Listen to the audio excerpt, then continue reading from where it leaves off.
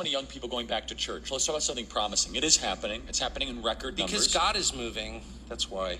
I mean, if you'd asked me that 3 years ago, I would have said it's because the promise of the modern West, the post-war West, God died when we dropped the atom bomb on Hiroshima, obviously, because we assumed godlike powers. We have the power of life and death over the planet, over humanity itself. And so that was literally the moment when the West stopped believing in God and things began to fall apart. I'm not defending Imperial Japan. It's just a fact. Rather, that's my interpretation of the facts. But anyway, this has been happening for a long time, and the prizes that we award to the winners in our society are mostly not worth having. It's just material wealth, which is not the source of happiness, as anyone who's ever gotten rich, including me. I've been rich and poor. You know, it's better than being in debt, which is bad, but it doesn't make you happy. Of course not. Not being in crisis makes you happy. Of course, that's right. Not being big. in debt, not having a mortgage, that's all good. That's important. But, like, how much French toast can you eat? Like, seriously.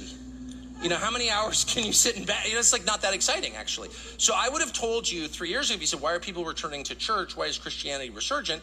I would say because they found Western materialism fundamentally unsatisfying and they're looking for something more. I no longer think that. I think what you're seeing is a supernatural phenomenon.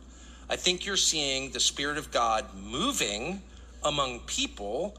I can't believe I'm saying this. You're an Episcopalian? I know, I was. What is wrong with you? I left when it became Wiccan, but that's how I was raised. You're talking like a Pentecostal. No, I don't know what I am, but I try to describe things as honestly as I can. Clearly, we've seen evil move among us. Correct. We see it all the time, all the time. It's not rational. It's not political. No one's getting rich from it. The point is destruction. That's the point. Why would you give fentanyl to addicts? Why would you invite 500,000 Haitians here with no COVID jobs? shot. It's the COVID shot. It's only to destroy. So we all know that. That's evil. That's what evil looks like. But evil has a counterbalance, which is actually more powerful, and it's called good. It's the Spirit of God. And you are seeing that, and I am seeing it all the time, and it's what keeps me from being despondent. And I see it, as you see everything, through other people. And I've lived in a secular world my whole life, and certainly in the news business for 35 years, I've only known secular people. There are no religious people in the news business, none. Maybe in the editing room or something, but they don't talk. And I now know people personally really well who are like, yeah, I was like praying the other day, or was reading the Bible, or I think I believe in Jesus. What? Use the J word?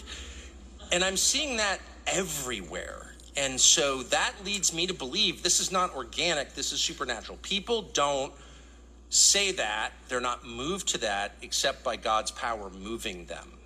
You don't have eyes to see or ears to hear unless God gives them to you. So I think that. Why are some